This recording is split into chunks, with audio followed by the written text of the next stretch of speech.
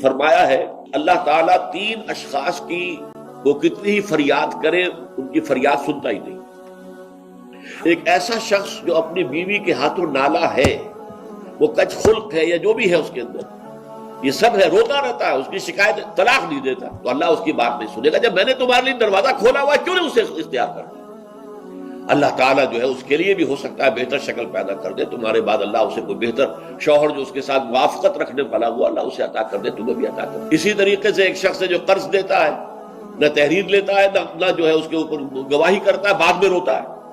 جب اللہ نے حکم دیا ہوا ہے قرض دو تو اس کے اوپر جو ہے تم گواہی کر لو، تحریر کرو۔ اللہ کا حکم اس وقت نہیں کرے، اس وقت تو محبت آڑے آ جاتی ہے۔ یہ تو بڑی بے مروتی کی بات ہے کہ میرا بھائی مجھ سے قرض مانگ رہا ہے، دوست قرض مانگ رہا ہے، میں کہوں کہ لکھ کے دو اور اس کے اوپر 2 آدمیوں کے دستخط بھی کرواؤ، لیکن نہیں، اللہ کا حکم۔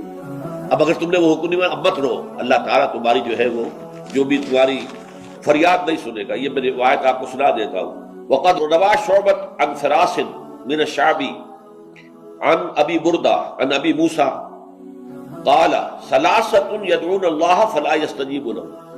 3 قسم کے لوگ وہ ہیں جو اللہ کو سے دعائیں کرتے ہیں، اللہ ان کی دعا قبول نہیں کرتا۔ رجل كانت له امرأة سیئۃ الخلق فلم يطلقها۔ ایک آدمی وہ ہے جس کی بیوی جو ہے وہ بہت ہی کج خلق ہے لیکن اسے طلاق نہیں دیتا۔ ورجل آتى ماله سفيا وقد قال اللہ تعالی لا تؤتوا السفهاء اموالكم۔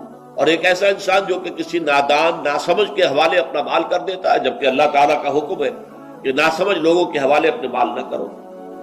وَرَجُلٌ لَهُ عَلَى رَجُلٍ دَيْنٌ، اور وہ شخص کہ جس کا کوئی قرض کسی کے ذمے ہے، وَلَمْ يَشْهَدْ عَلَيْهِ بِهِ، اس کے اوپر اس نے گواہیاں نہیں کروائی تھی، اور روتا ہے تو روئے، اللہ تعالیٰ اس کی دعا نہیں سنتا۔